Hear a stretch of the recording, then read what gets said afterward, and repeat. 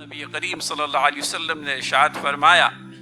قیامت کا انتظار کرو جب قومی خزانوں کو ہاتھوں ہاتھ لوٹ لیا جائے گا، جب پبلک ایسٹس اور گورنمنٹ ٹریشری خیانت کرنے والوں کے ہاتھوں میں آ جائے گا، جب امانت کو غنیمت کا مال سمجھ کر کھایا جائے گا، جب زکوٰۃ کو تاوان سمجھا جانے لگے گا، جب دین سے ہٹ کر کے تعلیم ہوگی، ایک ایسا علم جو اللہ تعالیٰ کی یاد سے برگشتہ کر دے، ایک ایسا علم جو غیر دینی کاموں کے لیے استعمال کیا جائے، جب خاوند بیوی کا تابعدار ہو جائے گا، جب ماں کی نافرمانی ہونے لگی، دوست قریب ہو جائیں گے، باپ دور ہو جائے گا،